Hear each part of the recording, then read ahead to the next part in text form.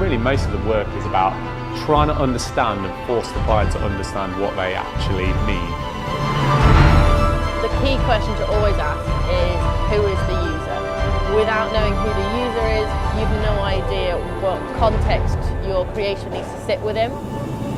There's something about creating a piece that's going to sit and have its rightful place in somebody else's home, to have such an impact in a way into the things that people have in their everyday life.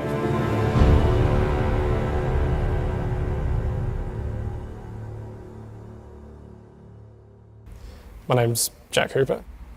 I'm a furniture designer from the Isle of Man. I was originally born in Bristol.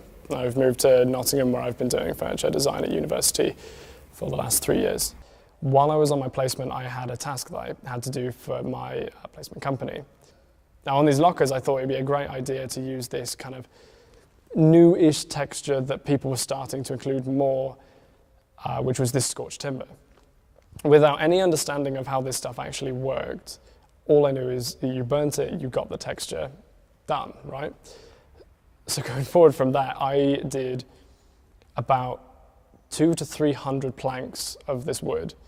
Now, this wood looked amazing, and it took me about 2 to 3 weeks to fully complete the entire thing, heading towards the end of my placement date. I then took them all outside, and I put a coat of the strongest lacquer that I could find over it to try and seal all the cracks in, and it didn't do a thing. I picked up a plank after applying 3 or 4 coats, and I ran my fingernail down it, and it all came off. Looking into the texture a little bit more, I thought that probably the best way for me to approach this is to try and make a replication of it in a different material. So using silicone molds in my kitchen, I mixed up a batch of that and I laid it over the top of some scorched timber. When I released it, it had taken up all of the cracks. It was perfect. And I knew from then that I was onto something, and that this was viable. I can take this somewhere. Burning wood was a big part of this process. To pick a piece with an interesting shape and take that forward as something you would want to have on your wall was such a simple concept. After you've found the right piece of scorched timber, the process starts with taking that piece and putting it in a mold ready to be casted from silicone. The cure time for each piece is around 24 hours before the silicone mold can be released from the scorched timber. After the silicone mold has been released from the scorched timber, you can reuse the scorched piece by taking the excess ash and then using that as the pigment for colouring the final piece.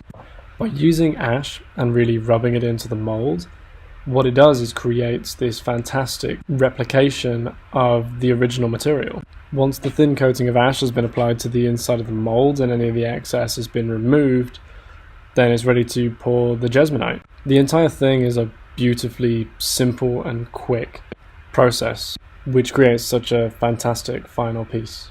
The whole time while I was making this texture, one thing that I wanted to keep consistent was keeping as true and honest to the original material as I possibly could. After giving the jesmonite 1 hour to set, the entire thing is ready to break out of the mold, and the only things left to do from then on is break off any excess that was surrounded by the mold, sand down the rough edges, and give it a light coat of lacquer. I kept all of the metalwork as simple as possible. One key thing that I wanted to do in this project is to draw all attention towards the material and to do my best to really show the texture in its best possible light.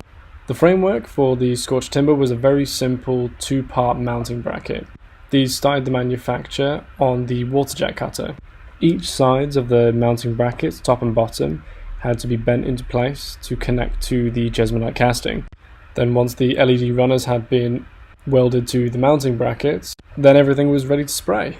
In an attempt to not try and draw any attention away from the casted material, I sprayed it in a glossy black to try and refract as much light as possible out into the room, but also to try and blend into the material as best as possible.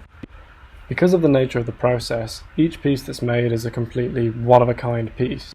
And because of this, I felt that it should reflect it in the metalwork. So each piece is stamped with the production number.